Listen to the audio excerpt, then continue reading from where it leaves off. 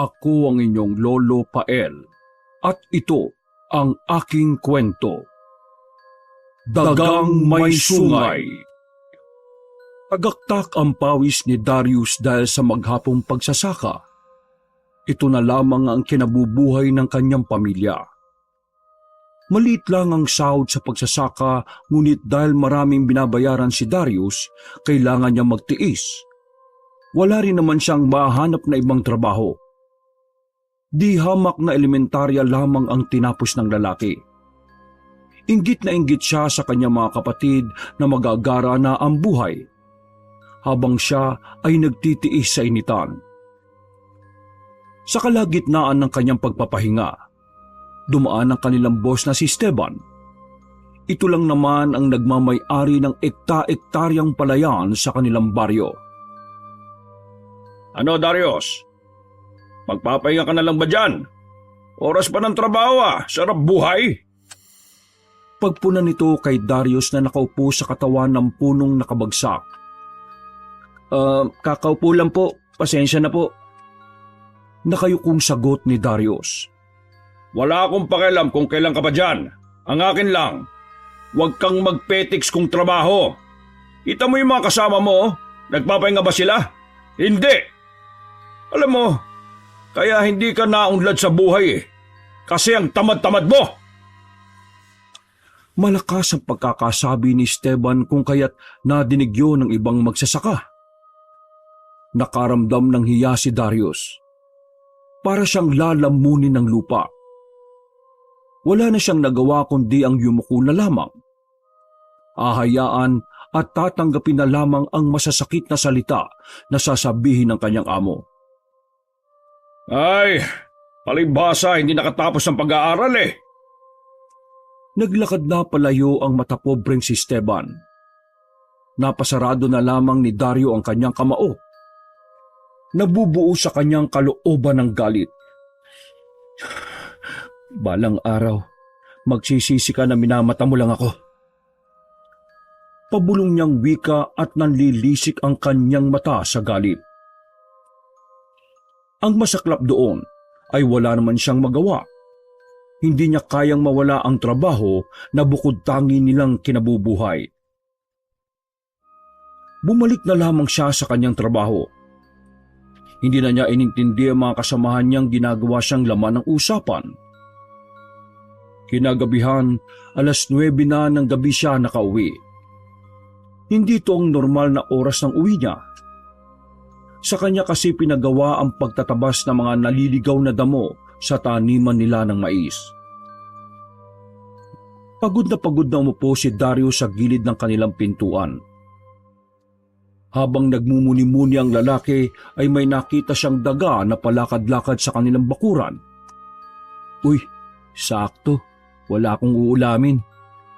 Para lang ito sa mag-ina ko Sabi ni Darius at sandaling tiningnan ang hawak na supot ng pansit. Inilapag niya ang hawak na supot sa lumang upuan.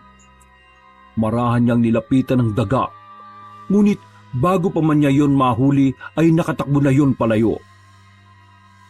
Bumuga na lamang ng hangin ang lalaki. Dismayado siya dahil nakatakas ang daga na kanya sanang hapunan nung gabing yun. Asawa ko, anong ginagawa mo? Napalingon si Dario sa babaeng si Paloma na nakatayo sa pintuan. Ha? Wala. Binugaw ko lang yung daga. Pagkakailan na lamang ng lalaki. Ayaw niya kasing malaman ng kanyang asawa na nag-uulam siya ng dagang bukid. Ayaw niya kasing maawa sa kanya ang babae. Makalipas ang ilang sandali, ay nagapunan na ang kanyang mag-ina. Sandali namang nagpaalam si Darius para magpunta sa bukiril. Wala siyang ibang maisip na paraan para maitawid ang kanyang gutom. Dagang bukid lang ang nakikita niyang susi para makatulog siya ng busog. Dala ang flashlight ay sinuri niya ang bawat halaman na kanyang madaraanan. Mailap ang mga daga, kaya dahan-dahan lamang ang kilos ng lalaki. Sige na, kahit isa lang Gusto ko lang kumain eh. Hindi ako pwede magtrabaho bukas ng walang kain. Bulong na lamang niya sa kanyang sarili. Ilang minuto lang ang nakalipas, may namataan na siyang daga na mapayapang kumakain ng mais. Hinandaan agad ni Darius ang daladalang maliit na timba. "Huli ka, Balbon!" Agad niyang tinakpan ng maliit na timba. Sumilay ang ngiti sa kanyang mga labi. Ang isang pirasong daga na yon ay tila ba hulog ng langit para kay Darius. "Ayos na ayos. Ihaw ka sa akin ngayon." Ha? Napatigil ang sinasabi ng lalaki nang makakita pa siya ng isang daga. Ngunit kakaiba ang daga na yon. Sa buong buhay niya, yun ang unang pagkakataon na nakakita siya ng daga na mayroong sungay. Tinutukan ni Darius ng ilaw ang dagang yon. Napansin niya na may kinakaing bayawak ang daga. Nabigla si Darius. Hindi niya inaasahan na daga pa ang kakain sa bayawak. Sandali, daga ba talaga yung isang to? Humarap ang daga kay Darius. Mas lalo siyang nawindang nang makitang tila kulay pula ang mata ng dagang yon. Nagkaroon siya ng interes na hulihin yon. Ngunit bigla na lang itong tumakbo paalis. Napailing na lamang si Darius. Hinayaan na lamang niya yon dahil meron naman siyang uulamin. "Ay nako, makauwi na nga lang," sabi ni Darius. Naglakad na pauwi ang lalaki. Sa kanyang paglalakad naman ay natanaw niya ang kanyang boss na si Esteban sa kalye. Nakasandal yon sa itim na kotse. Huminto si Darius para alamin kung ano ang ginagawa ng kanyang boss sa kalye ng ganong oras. "Uy, hindi naman niya asawa yun ah. Sino kaya yun?" Nagtataka siyang sabi nang makita ang isang babae na lumabas ng kotse sabay halik sa amo niya. Halos 5 minuto niyang pinagmasdahan ng dalawa habang naghahalikan. Nung mga sandaling yon, nagkaroon ng masamang ideya si Darius. "Manda ka sa akin. Tingnan lang natin kung hindi ka hiwalayan ni ma'am kapag nalaman niya ang ginagawa mo." Bulong ni Darius habang nakangiti. Umuwi na lamang si Darius sa kanilang bahay. Kahit alanganing oras na ay inihaw pa rin ni Darius ang dagang bukid.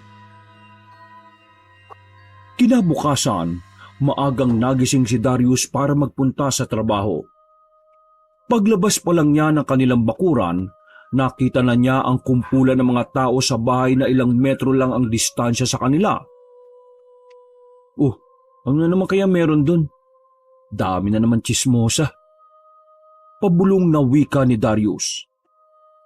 Nang malapit na siya doon, ay nakita niyang patay ang alagang aso ng kanilang kalugar. "Uy, anong nangyari dyan?" Tanong ni Darius sa kaibigan niyang si Ruben na nakikiosyoso rin. Sabi, inatake raw ng kung anong hayop eh. Sagot ng lalaki. "Ano? Kung anong hayop? Anong hayop?" Doon mo itanong sa may-ari. Pambira ka, Darius oh. Wala rin naman akong alam eh. Sabi ni Ruben. Napailing na lamang si Darius sa mga pagkakataong yon. Hindi na lamang niya pinansin ang pangyayaring yon at nagpunta na rin siya sa bukid. Pagdating niya, nakita niya ang among si Esteban na nakaabang na. Paglapit niya ay agad siyang sinampal. Hindi namang gaano kalakas ang sampal, ngunit napalingon siya sa kaliwa. "Anong oras na?" tanong ni Esteban. 6:00 po. Nakayukong sagot ni Darius. "Oo, 6:00. Di ba sabi ko sa iyo kahapon, maaga kang papasok kasi tutulong ka sa pagatid ng mga naani natin?" Nanlaki ang mata ni Darius. Nawala sa kanyang isipan ang sinasabing yon ng kanyang boss. Naku, pasensya na po. Nawala po sa isip kong gawa ng..." "Inutil ka talaga! Alam mo, ang malas sa'yo ng asawa mo. Buti na lang nakakatiis siya sa katangahan mo sa buhay. Sige na, magtrabaho ka na!" Lalong namuo ang galit sa kalooban ni Darius. Hindi niya kasi maintindihan kung bakit sa lahat ng trabahador doon ay sa kanya lamang laging galit ang kanyang amo. Nagsarado ang kanyang kamao. Pinangako niya sa kanyang sarili na balang araw makakabawi rin siya sa lahat ng pangaalipusta sa kanya ni Esteban. Maghapong nagsubsob sa trabaho si Darius. Nagsisipag siya dahil malapit na ang pasukan ng nag-isa nilang anak na si Bugoy. Makalipas ang ilang oras ay sumapit na rin ang kanilang break time. Pero dahil palagi namang walang baon na pagkain si Darius, nagpaiwan siya sa bukirin. Tatapusin na lang niya ang mga naiwang trabaho. Nang sa ganon ay mas maaga silang makauwi. Habang abala sa kanyang ginagawa, napansin niya na tila may gumagalaw sa likuran ng mga pinya. Dahan-dahan siyang lumapit doon. Kalaunan, nakita niya ang isang daga na may dalawang sungay. "Uy, ito yun ah," sabi ni Darius. Tumingin sa kanya na parabang naiintindihan siya nito. Akmang huhulihin niya ang daga, ngunit laking gulat niya nang bigla itong lumapit sa kanya. Tumalon yun sa kanyang dibdib. Mahigpit ang pagkakakapit sa kanya kaya hindi niya maihagis palayo. Mga ilang sandali lamang, napansin niyang nakadikit lang sa kanya ang daga. Wala itong ginawa na makakasakit sa kanya.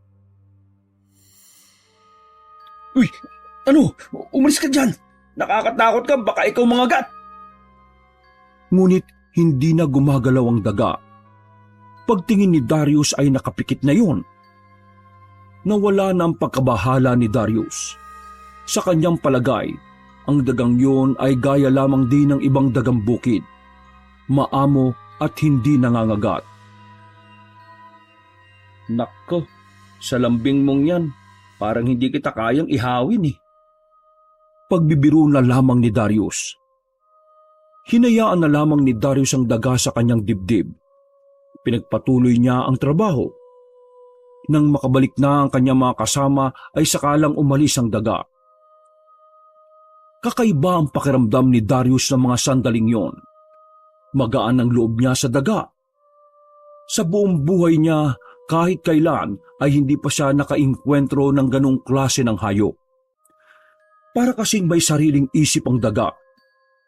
Umaamo at tila gustong magpaalaga sa kanya. Ang ipinagtataka lamang ni Darius ay kung bakit yun may sungay. Sigurado ka bang magpapaiwan ka rito, Darius? Pwede mo namang ipagpabukas ang pagtatanim. Magpahinga ka na muna.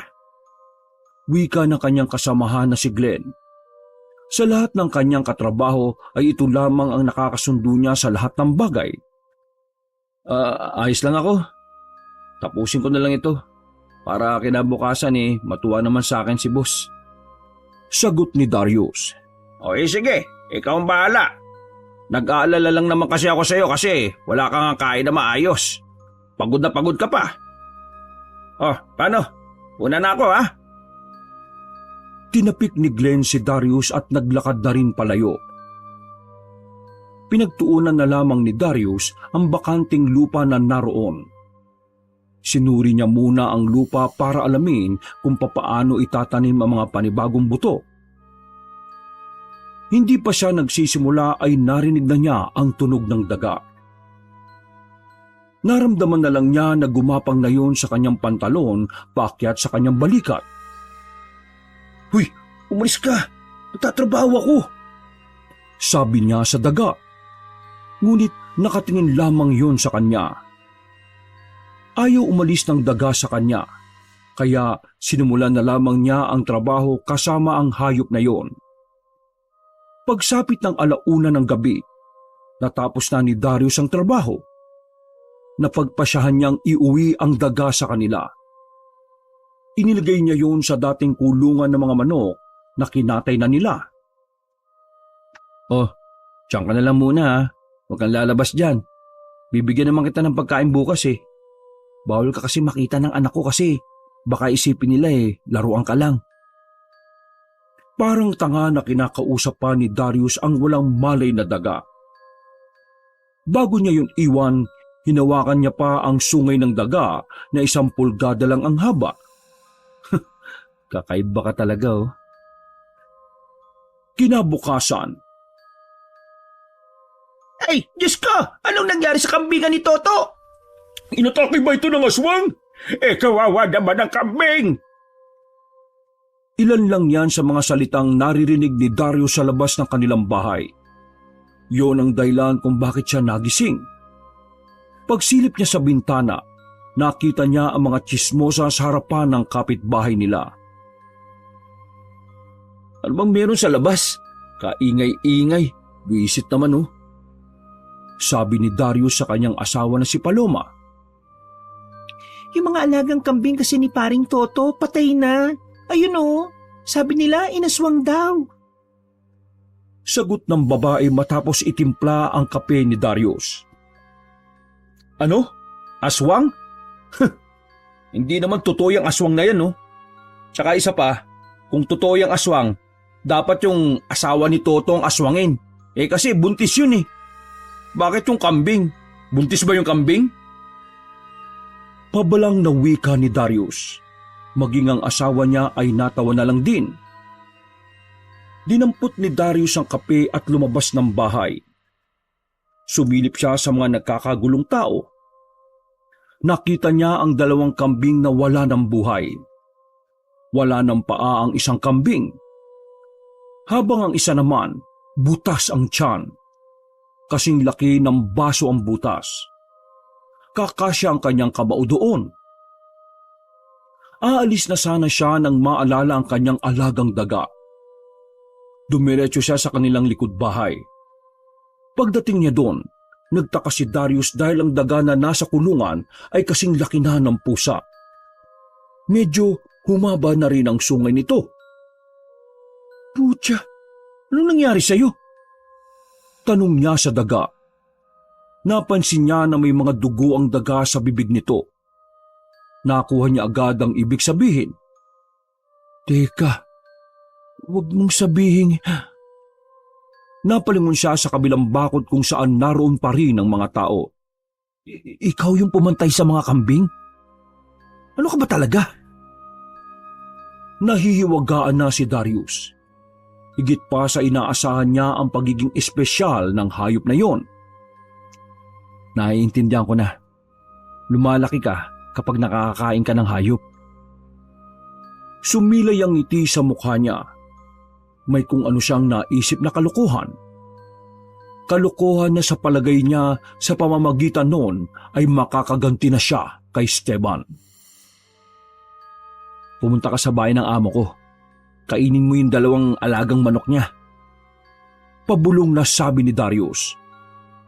Para siyang siraulo ng mga sandaling yon. Kung may makakakita lamang sa kanya, iisipin na nasisiraan na siya ng ulo. Sige nga, kung talagang espesyal kang daga, gawin mo yung sinasabi ko mamayang gabi, ah. Sabi ni Darius. Tumingin lang sa kanya ang daga habang namumula ang mga mata. Hindi pumasok si Darius sa trabaho nung araw na yon. Araw kasi yon ng kanyang pahinga dahil natapos niya ang mga trabaho ng mas maaga. Ang iniisip niya na lang ng mga oras na yon ay ang pambihirang daga. Nasasabik siya sa ideyang may kakaiba talaga sa nilalang na yon. Kaya kinagabihan, binuksan na ni Darius ang kulungan ng daga. Lumabas yun at naglakad paalis. O sige, gawin mo muna inuutos ko ha. Ako naman mag-iinom muna. Sabi ni Darius. Nagpaalam siya sa kanyang asawa na lalabas ng kanilang bahay. Pumayag naman yun kaya agad niyang pinuntahan ang kanyang kaibigan na si Glenn. May usapan kasi silang mag-iinom nung gabing yon. Nang makarating siya doon, ay saktong inihahanda na ni Glenn ang kanilang pag-iinuman. Sakto, tara. Tulak mo lang yung gate. Sabi ni Glenn sa kanya. Tinulak niya ang nabubulok na gate na yari sa kahoy. Pasensya ka na pare ha. Wala man akong dalang pulutan kahit na ano. Nahihiyang wika ni Darius. Tinapik siya ni Glenn sa balikat. Oy, ano ka ba naman? Wala naman sa akin yun. Isa pa, ako naman na nagyaya eh. Gusto lang kitang makakwentuhan. Kasi sa totoo lang, sa lahat ng kasama natin sa bukid ikaw lang yung medyo nakakaintindi sa akin eh. Lahat doon puro bobo na. Sabi ni Glenn. Masyado na yatang sobrang bobo. Gawin mo na lang tanga. Gatong naman ni Darius at sabay silang nagtawanan. Siya nga pala pare. Alam mo ba na may ibang babae ang amo natin? Napaayos ng upo si Darius sa tanong na yun ni Glenn. Gago, paano mo nalaman? Tanong din niya. Matagal ko nang alam no. Dati kasi nakita ko si boss may sinakay na ibang babae sa sasakyan niya. Nako, kawawa naman si Ma'am April. Ang ganda-ganda niloloko ng boss natin. Saad ni Glenn. Hayop talaga yung amo natin eh. Kung masama nga lang akong tao, isusumbong ko siya kay Ma'am April eh. Sabi naman ni Darius. Nako, wag na pre. Hayaan mo na si Ma'am makaalam. Tsa, kawawa si boss kapag naalaman niya ni Ma'am April. Ha? Paano kawawa? Tanong ulit ni Darius sabay lagok ng alak. Hindi mo pa yata narinig ang chismis. May haka-haka kasi dati na itong pamilya ni Ma'am April, mga siraulo. Yung bang mga weirdo, may saltik. Ganon. Dagdag pa ni Glenn. Ha? May saltik ang pamilya niya? Naniniwala ka dun? Natatawa na lamang si Darius. Paano hindi ako maniniwala? Kilala ng tiyuhin ko yung mga kamag-anak ni Ma'am April. Mga baliw sila kapag nagalit. Malay mo, ganun din pala yung amo natin babae. Di kung papatayin nila yung boss natin, di maganda. Dapat lang sa kanya yun, dahil sa sama ng ugali niya. Ramdam sa tinig ni Darius ang sama ng loob na matagal na niyang tinatanim. Tinapik ni Glenn si Darius sa balikat. Pare, kahit gaano pa kasama sa atin ang mundo, wag na wag tayong magiging masama Palagi natin piliin na maging mabuti sa lahat ng oras. Sabi ni Glenn. Hindi na nagsalita pa si Darius. Hindi kasi siya sang-ayon sa sinabi ng kaibigan niya. Para sa kanya, kaya may mga mahihinang tao ay natuto silang maging mabuti. Nagpatuloy ang kanilang pag-iinuman. Naubos na nila ang isang bote ng 4 kantos. Kaya naman nagpasya na rin si Darius na umuwi ng kanilang bahay. O sige na pare Maraming salamat. The best ka talaga. Sabi ni Darius sa kanyang kaibigan. Nako, wala yun. Mag-iingat ka sa paglalakad mo, baka matisod ka ha. Sabi ni Glenn. Kumuway na lamang si Darius sa kaibigan habang siya ay naglalakad na palayo. Habang tinatahak ang daan pauwi ay sumagi sa kanyang isipan ng daga. Naalala niya na meron nga pala siyang iniutos sa hayop na yon. Lumiko siya sa kaliwang kalye. Naisipan niyang pumunta sa bahay ng kanilang amo. Gusto niyang malaman kung may nangyari doon na hindi maganda. Pagkatapos lang ng ilang minuto, nasa tapat na rin ni Darius ang malaking bahay ni Esteban. Nakaramdam siya ng inggit. Matagal na niya kasing pangarap ang ganong kaganda at kalaking bahay. Sumilip siya sa loob. Walang tao. Kaya naglakad na lamang siya sa kinaroroonan ng mga nakakulong na manok. Nadismaya siya na makitang walang nangyari. Buhay ang lahat ng manok at wala roon ang kanyang inaalagaang daga. Sus! Wala pala yun Aalis na sana siya nang makita ang pagdating ng may sungay na daga. Nanlalaki ang mata ni Darius at nasasabik sa pwedeng mangyari. Kala ko hindi ka darating Sige, damunin mo lahat yan. Mamahalin yung mga manok na yan Pabulong ngunit madidiin niyang sabi. Maya-maya pa, unang nilapitan ng daga ang isang manok. Mula sa loob ng kulungan, hinila ng dagang yun ang paa ng manok. Nang hindi pa makontento ang daga, ay nginatngat noon ang kulungan na yari sa kahoy. Ikinagulat ni Darius nang makita na walang kahirap-hirap na nasira ng daga ang kulungan. Agad na nilapa ng daga ang manok. Maging si Darius din ay kinilabutan. Nagtatayuan ng kanyang mga balahibo. Halimaw! Tanging sambit niya na lamang. Hindi na kinaya ni Darius ang kanyang mga nakikita. Iniwas na lamang niya ang kanyang tingin. Habang ang daga naman ay pinagpatuloy lang ang paglapa sa mga natitirang manok. Nang marinig ni Darius na dumating na si Esteban, nagmamadali na rin siyang umalis. Tila nawala ang tama ng alak sa kanya. Kinakabahan siya sa mga pagkakataon na yon. Hindi niya inakala na ganoon kabangis ang daga na yon. Para kay Darius, tama lang na may sunga yon dahil halimaw at demonyo itong may tuturing. Hingal na hingal si Darius na makarating na siya sa kanilang bahay. Hindi mawala-wala sa isipan niya ang mga nasaksihan. Nakaramdam siya ng pagkabahala. Batid kasi niya na ang daga na yon ay maaari ding maging banta sa buhay nilang magpamilya. Nanatiling mulat si Darius sa mga sandaling yon. Hindi siya mapakali sa kaiisip sa posibilidad na bumalik ang daga sa kanila. Inabot na siya ng umaga. Napabangon siya sa kanyang kinahihigaan nang marinig niya ang pamilyar na boses sa labas. Mahal, hinahanap ka ni Glenn. Nasa labas siya. Papasok ka na ba? Tanong sa kanya ng asawang si Paloma. Agad na bumangon ang lalaki. Nilabas niya ang kaibigan at hinarap. Are, huwag ka na munang pumasok ngayon. Nagwawala si Boss Esteban sa bukid. Lahat pinagbubuntangan niya eh. Bungad sa kanya ni Glenn. Ha? Bakit? Anong nangyari?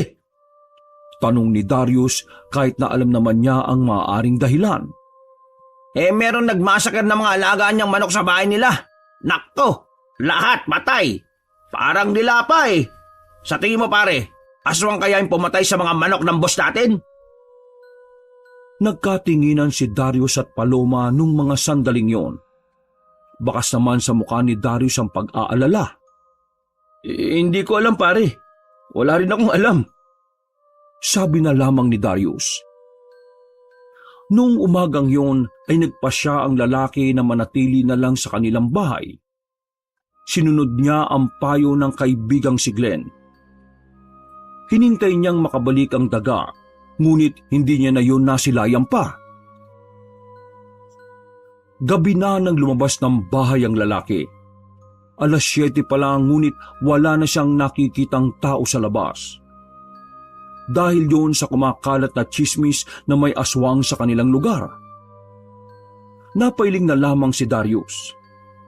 Batid niya kasi na ang dagang may sungay lamang ang dahilan kung bakit namatay ang mga alagang hayop. Naglalakad si Darius sa mga sandaling yon. Papunta siya sa bahay ni Glenn para sana manghiram ng pera. Habang tinatahak niya ang daan, napalingon siya sa gilid kung saan naroon ang mga halamanan. May naririnig siyang tunog doon na pamilyar sa kanya.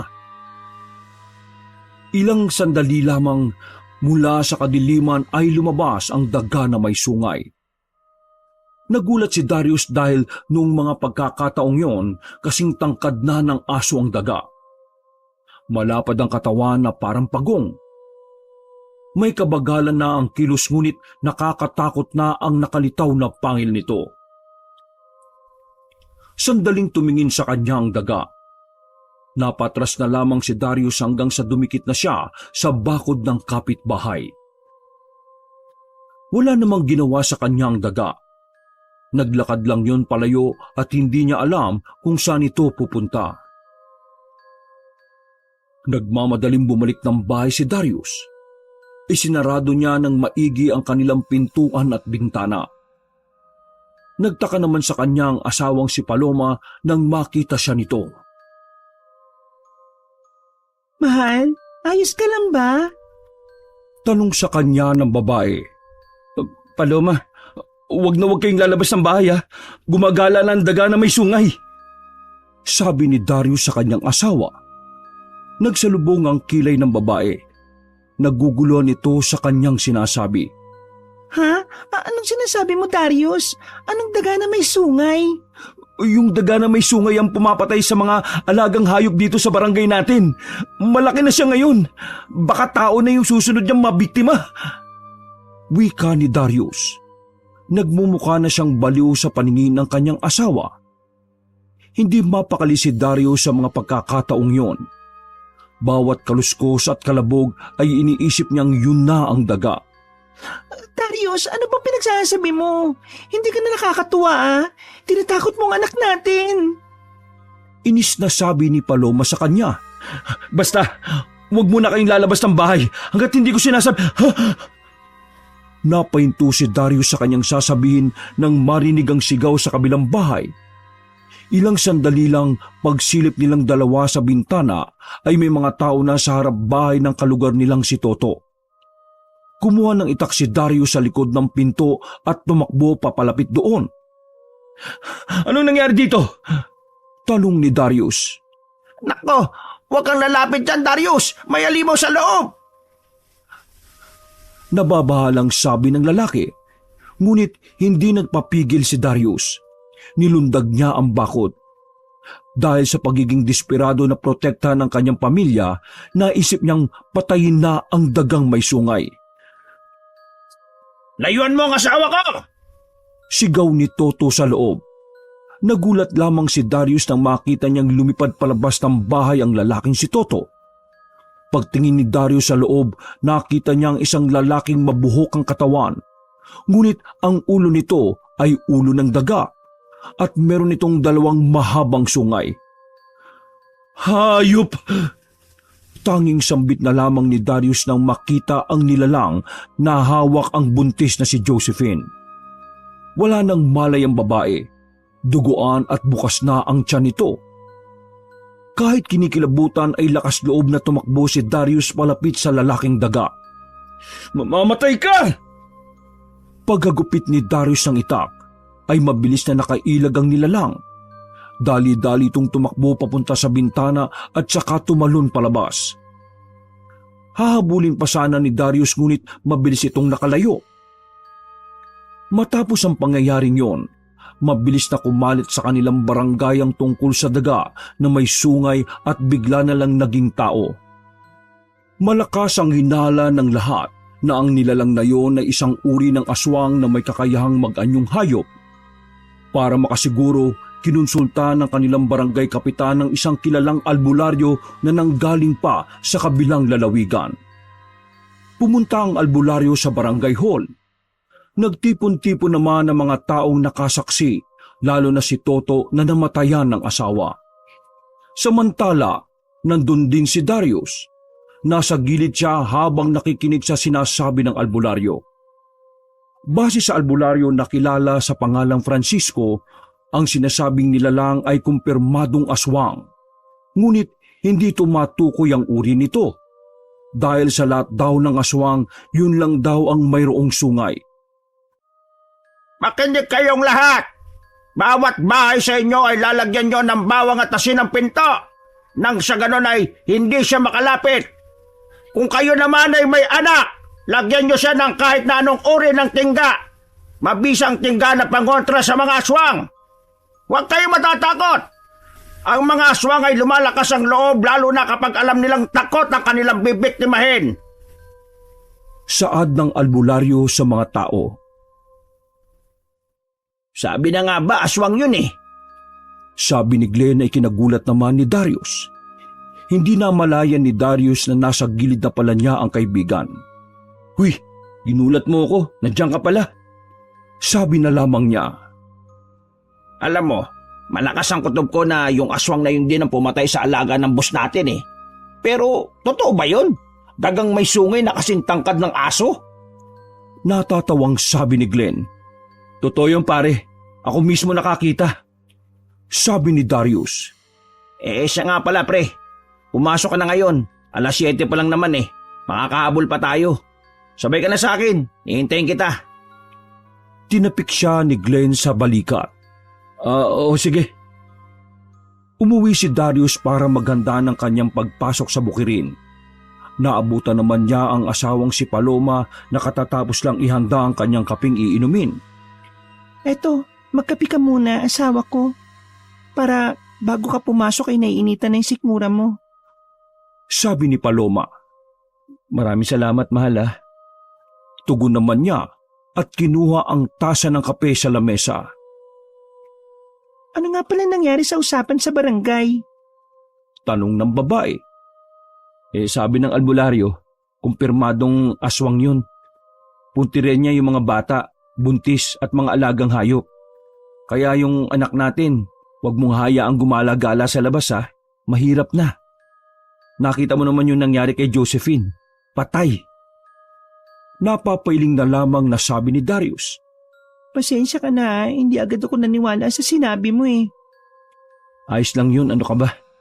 Ako man din eh. Hindi ako makapaniwala na lalaki ng ganun ang daga na yun. Tapos aswang pa. Lumaki? Bakit? Malit ba nung una yung makita mo? Tanong ni Paloma. Tiningnan ni Darius ang kanyang asawa. Pagkatapos ay inalam niya kung may makakarinig sa kanyang sasabihin. Wala na siyang nagawa kundi ang sabihin sa asawa na may alam siya sa lahat simula pa lang nung una. Paloma, huwag mong sasabihin to kahit sa iba ha. Ako ang unang nakakita ng dagang may sungay na yan. Nakita ko yun sa bukid eh. Maliit pa lang. Normal na daga pa lang siya. Pero nang makain niya yung kambing nila Toto, lumaki siya. Pagkatapos, kinain na rin yung manok ni Boss Teban. Doon na siya naging kasing tangkad ng aso. Paliwanag ni Darius. Naku, bakit hindi mo man lang sinabi kagad sa pamunuan natin? Di sana nakagawa ng paraan. Hindi ko sinabi kasi akala ko hindi aabot sa ganito ang lahat. Isa pa, parang may isip yung daga eh. Parang binabantayan niya ang kilos ko. Hindi siya basta-basta. Kita mo naman ngayon no, aswang pala yung gago. Bumuntong hininga na lamang si Darius sa mga pagkakataong yun. Natatakot siya para sa kaligtasan ng kanyang pamilya. Lalo pat tila alam ng dagang aswang ang mga kilos niya. Lumipas ang mga sandali. Pumasok na lang ulit si Darius sa kanyang trabaho. Nang makarating siya doon ay minala siya dahil nandoon ng kanilang amo. Agad itong lumapit sa kanya at sinampal siya sa inis nito. Aba, late ka na naman. Ano ka ba rito? Boss ka ba, ha? Galit na tanong ni Esteban. Pasensya na po pa. Pasensya! Kung tanggalin kaya kita rito. Anong gusto mong gawin ko sa'yo, ha? Sapakin ko yung mukha mo? Ayop na to. Wala ka nang kwentang kukupat-kupat ka pa. Pag ako nainis titikman ko yung asawa mo eh. Sabi ni Esteban. Nagpantig ang tenga ni Darius sa kanyang narinig.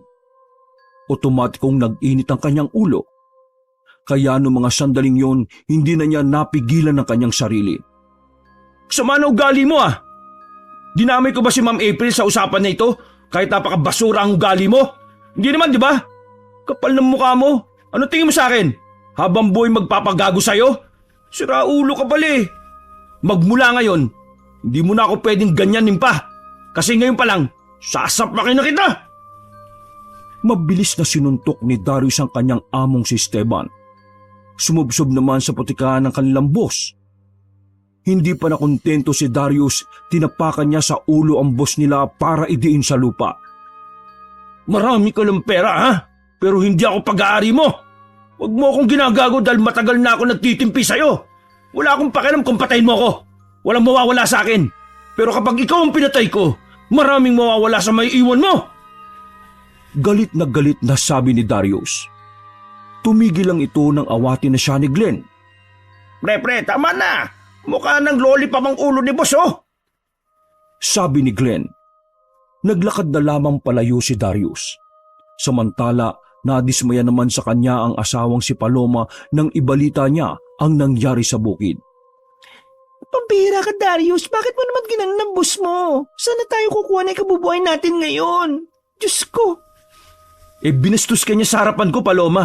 Anong gusto mong gawin ko? Pabayaan ko lang? Buwelta ni Darius. Wala naman akong pakialam sa sinabi niya. Ang akin lang. Ikaw, walang pakialam. Ako meron. Ayaw ko nang binabastos ka ng ibang tao. Kung sa'yo, ayos lang. Sa akin, hindi. Kahit paulit-ulit kong gawin yon, hindi ako magsisisi. Napailing na lamang ang babaeng si Paloma. Bahala ka. Basta wag mo akong pipigilan na magtrabaho. Hindi pwedeng pareho tayong walang trabaho. Wala tayong kakainin. Sabi ni Paloma at lumabas na lang ito ng bahay. Nakasarado ang kamao ni Darius sa mga sandaling yon. Hanggang sa puntong yon, kumukulo pa rin ang kanyang dugo. Hindi niya matanggap na binastos ang kanyang asawa. Para sa kanya, handa siyang makipagpatayan para lang sa magandang imahe ni Paloma. 3 araw ang nakalipas. Himalang walang paramdamang dagang may sungay. Nakampante ang mga tao dahil ang akala nila napadaan lang sa kanilang barangay ang nasabing aswang. Samantala, ilang araw na ring nakatambay lang si Darius sa kanilang bahay. Siya ang nagbabantay sa kanilang anak. Gawa nga ng si Paloma muna ang naghahanap buhay. Naglalabad ang babae sa kanilang mga kalugar. Malit lang ang kitaan pero ang mahalaga, meron silang makakain sa gabi. 8:00 ng gabi ay hindi pa rin nauwi si Paloma. Nag-alala na si Darius dahil gabi na rin. Nung mga sandaling yon, nagpasya siyang iwan muna ang kanilang anak sa bahay. Hahanapin niya kasi ang asawa niya dahil nag-aalala na ito na baka mabiktima ng dagang may sungay na aswang. Naglakad-lakad si Darius sa kalye. Ngunit wala na siyang makitang tao o kahit na ano. Mga ilang sandali lang, naramdaman na lang niya na tila may sumusunod sa kanya. Naririnig niya ang kaluskos sa mga tuyong dahon sa paligid. Lumingin siya sa likuran. Sinuyod niya ng tingin ang paligid ngunit wala naman siyang nakitang kakaiba. Ganun pa man, binilisan na lamang niya ang paglalakad.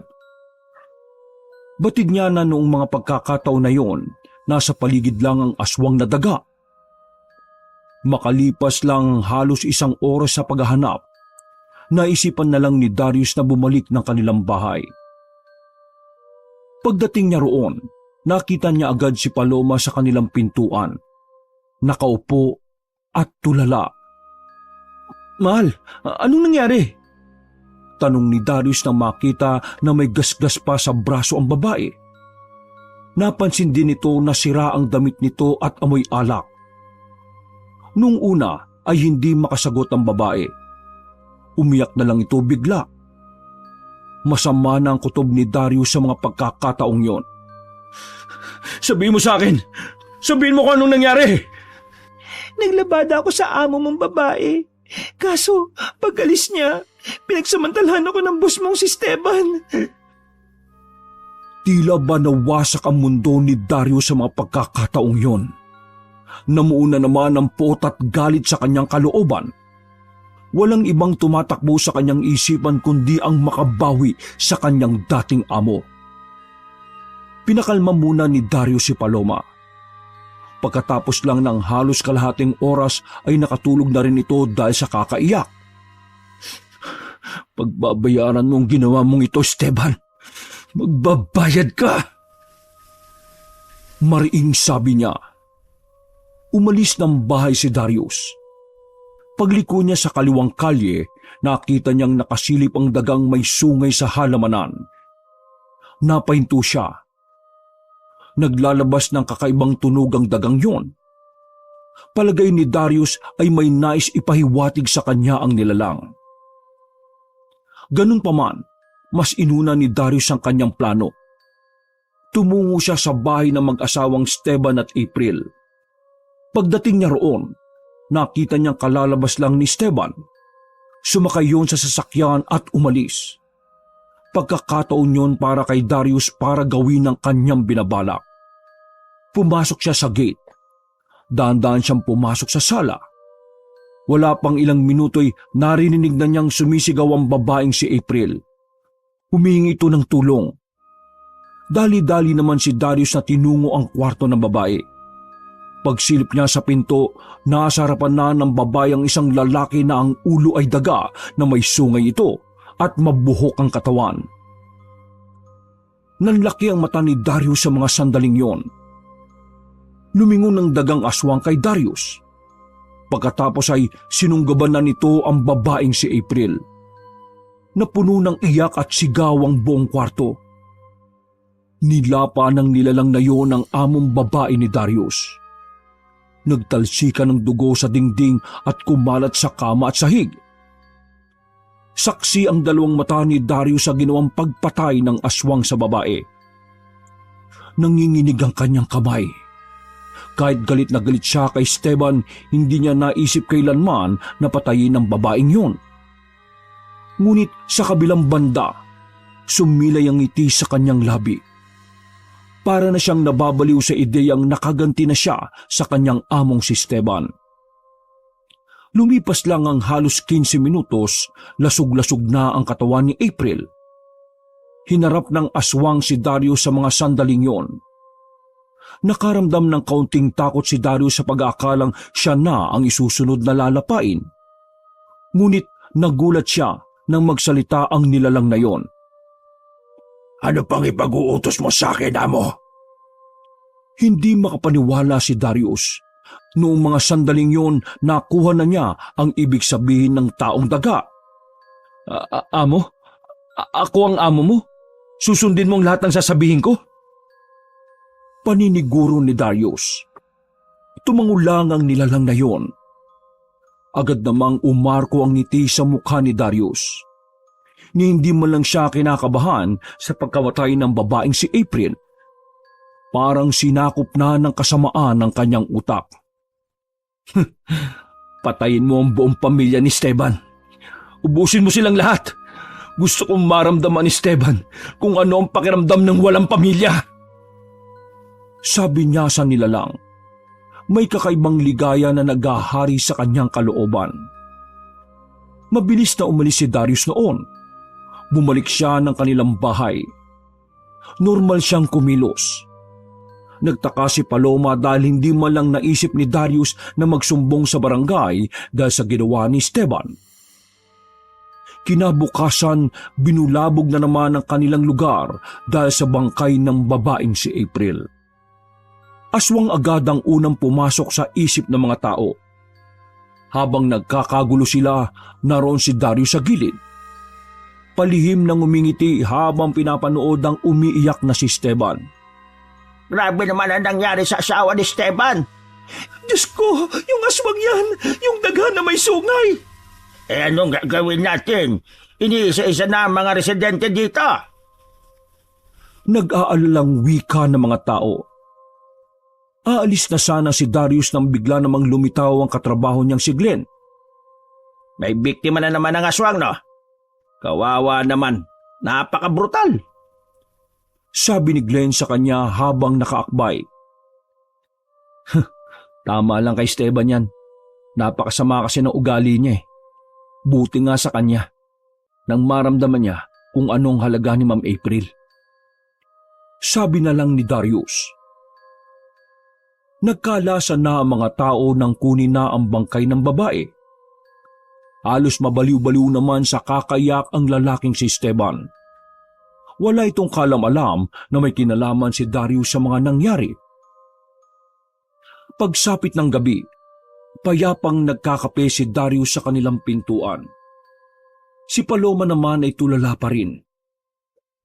Hindi na ito inintindi pa ni Darius mula ng lamunin na ito ng paghihiganti. Habang nagkakape, nakita ni Darius na may mga taong nagtatakbuhan. Naintriga siya kaya tinanong niya ang isa sa mga yon. Oh, anong nangyayari? Bakit kayo tumatakbo? Nako, Darius! May biktima na naman yung taong naganaswag na, ewan ko, Diyos ko, yung pamilya ni Esteban, Diyos ko, may minasakar. Sa mga sandaling yon, hindi na napigilan ni Darius na matuwa.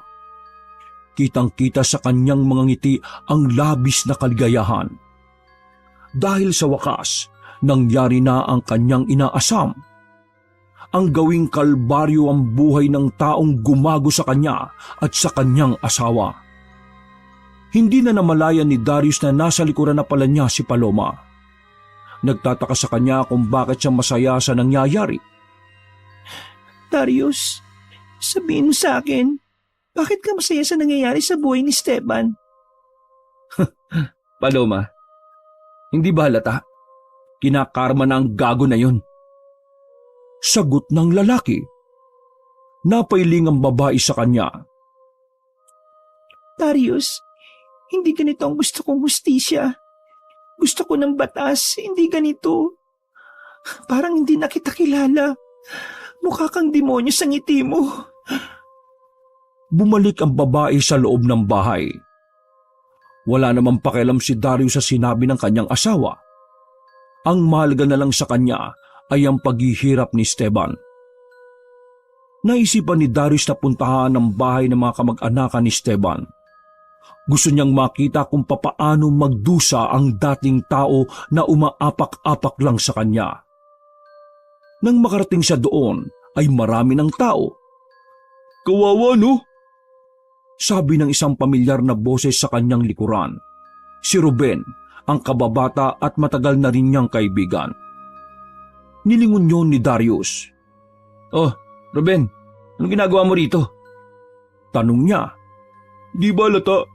Gusto kong samahan ka na panoorin ang paghirap ng taong nagpahirap sa'yo." Nagtaka si Darius. Naninibago siya sa kanyang kaibigan dahil kahit kailan hindi naman siya nagkwento ng problema niya doon. Tanging kay Glenn lang. "Kailan natin isusunod si Esteban?" Anong sinabi mo, Ruben?" "Di ba? Amo kita." Sandaling napaisip si Darius sa mga pagkakataong yon. Maya-maya lang nanlaki ang kanyang mga mata nang mapagtanto ang nais nitong sabihin. "Ruben?" "Oo, tama ka nang iniisip." Sagot ni Ruben sa kanya sabay ngisi. Naiwang nakanganga si Darius ng mga sandaling yon. Wala siyang ideya kung bakit siya tinutulungan ni Ruben. Ang nakakapagpagulo lang ng kanyang utak niya ay kung papaano naging ganoong klaseng nilalang ang kaibigan niyang madalang na lang niyang nakakausap. Nagtayuan ng kanyang mga balahibo. Ngunit sa kabilang banda, napangiti na lamang siya sa ideya na sa susunod na mga araw, si Esteban na ang susunod na tatakpan ng itim na tela habang magkakahiwalay ang mga parte ng katawan. Wakas!